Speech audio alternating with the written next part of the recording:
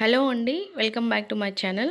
ఇది ఈ నిన్న భోగి పండగకి ఊరెళ్తున్నామనమాట. సో, అక్కడ ఆ వ్లాగు ఊరికెళ్ళేటప్పుడు తీసిన వ్యూ అనమాట ఇది. అయితే మేము సోమవారం పండగ గదా! ఆదివారం సాయంత్రం అయితే బయలుదేరాము.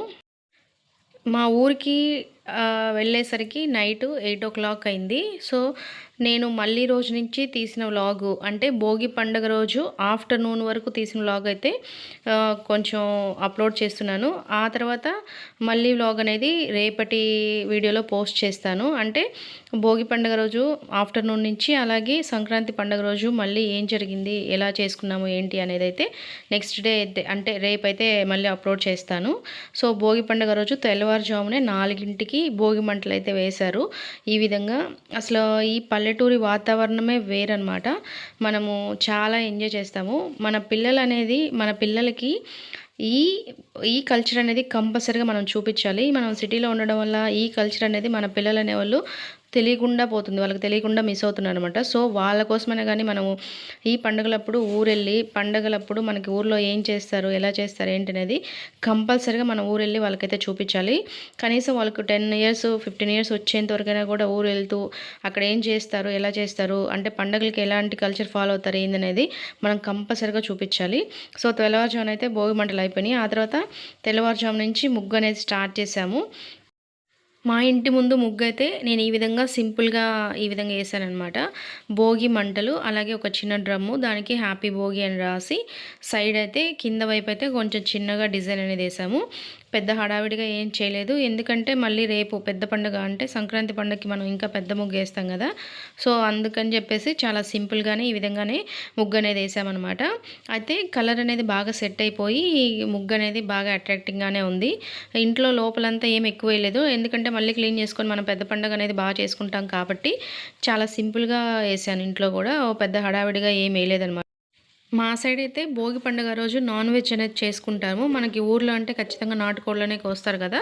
సో, మా ఇంట్లో కూడా నాటుకోడి అనేది పొద్దున్నే టిఫిన్‌లోకే చేసేసారనమాట. అంటే అట్టు, అలాగే నాటుకోడి పులుసు, దోస నాటుకోడి పులుసు అనమాట. అది నేను వీడియో క్లిప్ అనేది మిస్ అయిపోయింది.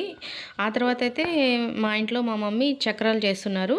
అంటే ముందు రోజు అరిసెలు, చెక్కలు అనేది చేశారు. చక్రాలు చేయడానికి టైం కుదరలేదని చెప్పి ఈరోజైతే అంటే భోగి పండుగ రోజైతే స్టార్ట్ చేశారు. ఈ చక్రాలు చేయడానికి కొంచెం నేను కూడా హెల్ప్ చేశాను. అలా చేసే టైంలోనే ఒక చిన్న క్లిప్ అనేది ఈ విధంగా తీశాననమాట. అయితే ఇవి చెక్కలు నిన్న చేసేసారు. చెక్కలు అలాగే వీటితో పాటు అరిసెలు కూడా చేశారు. ఇదిగోండి అరిసెలు బాగా లేత పాకం బట్టి బాగా మెత్తగా చాలా బాగున్నాయి అరిసెలు. అలాగే చక్రాలు ఇవి కొన్ని చేసి పెట్టినవి ఇక్కడ తీసి పెట్టారు. సో, ఇవి మొత్తం రేపైతే లడ్డు అలాగే బూందీ కూడా చేస్తారు. ఇదైతే మా ఊరి వ్యూ అనమాట. నేను డాబా పైకెళ్ళినప్పుడు కొంచెం జస్ట్ ఒక చిన్న క్లిప్ అనేది ఈ విధంగా తీశాను. ఊరు మొత్తం మనకి ఈ విధంగా ఉంటుంది. చాలా బాగుంటుంది ఊర్లో కల్చర్ అనేది. ఇదంతా మనకి వాటర్ ట్యాంకులు అలాగే అన్నీ ఉంటాయి. బాగుంటుంది. పల్లెటూరు గురించి మీ అందరికీ తెలిసిందే కదా! కొత్తగా నేను చెప్పాల్సిన అవసరం ఏం లేదు. మా ఇంటి దగ్గర అయితే ఈ విధంగా చెట్లు బాగా చల్లగా ప్రశాంతంగా ఆ వాతావరణం అది చాలా బాగా అనిపిస్తుంది. పండగలకైతే అందరూ వచ్చేసారనమాట. అదిగో చూడండి ఇంటి ముందు కార్లు ఎలా ఉన్నాయో, ప్రతి ఇంటి ముందు కార్లు అనేది ఉందన్నమాట. ఎక్కడెక్కడ ఉన్న వాళ్ళందరూ పండగలకైతే ఖచ్చితంగా ఊరికొస్తారు కదా! సో, మా ఊర్లో కూడా అలాగే వచ్చారు. మా నాన్న అయితే మా ఇంటికి తాటాకులతో పందిరనేది వేశారు. ప్రతిసారి ప్రతి పండగకి అలాగే వేస్తారనమాట మా డాడీ అయితే. ప్రతి పండక్కి గూడా అలా పచ్చి తాటాకులతోటి ఫ్రెష్‌గా పందిరేయడం అనేది ఒక ఆనవాయితీగా వస్తదనమాట. అంటే పండగంటే వాళ్ళకింక అదే అనమాట. అలా డెకరేట్ చేసుకోవడమే అన్నట్టు. ప్రతిసారి ఇలాగే మా డాడీ అనేది పందిరనేది ఏస్తాడు. ఆ తర్వాత మా పిల్లలు బాగా గోల చేస్తున్నారని చెప్పి మా ఊరు దగ్గర వాగు ఉంటుంది. ఆ వాగుకైతే ఎళ్ళాము. అక్కడ వాటర్ అయితే చాలా బాగున్నాయి. ఆ వాటరు ఫ్లో అయ్యే సౌండ్ ఉంటుంది గదా! అది చాలా బావుంది. ఫ్లో బాగున్నాయి. నీళ్ళు ఈ మధ్య వర్షాలు బాగా పడి బాగా అయితే వాటర్ వచ్చేసాయన్నమాట. సో, ఇదైతే బ్రిడ్జ్ ఉంటుంది. బ్రిడ్జ్‌కి అటు ఇటు వాటర్ అనేది వస్తూ ఉంటదనమాట. ఇక్కడ చాలామంది బట్టలు కూడా ఉతుక్కుంటుంటారు. ఫ్లో అంటే నీళ్ళ ఫ్లో ఉంటుంది కాబట్టి చాలామంది బట్టలనేది ఉతుక్కుంటుంటారు వచ్చి. అలాగే నీళ్ళలోకి దిగి కొద్దిసేపు ఆడుకున్నారు ఇక్కడైతే అందరూ. వీళ్ళైతే నా మాట అసలు వినట్లేదు. నీళ్ళలోకి దిగాల్సిందే, ఎళ్లి ఆడుకోవాల్సిందే అన్నట్టు నీళ్ళలోకి దిగారు. నీళ్ళలోకి దిగి ఆడుకుంటున్నారు. ఆ నీళ్ళంతా బాగా పాచి పట్టేసినాయి బండలన్నీ, రాళ్ళంతా. కానీ నీళ్ళలోకి దిగితే మాత్రం చాలా బాగుంది. ఆ వాటర్ ఫ్లో అనేది బాగుందనమాట. ఇలా మనకి అంటే వీళ్ళు సిటీలో ఉంటారు, ఇవన్నీ అక్కడ ఉండవు కాబట్టి ఇలా బయటికి ఊరికి వచ్చినప్పుడు ఇలాంటివన్నీ చూపించడం పిల్లలకి చాలా ఇంపార్టెంట్ అనమాట. ఎందుకంటే వాళ్ళ మైండ్ రీఫ్రెష్ అవుతుంది.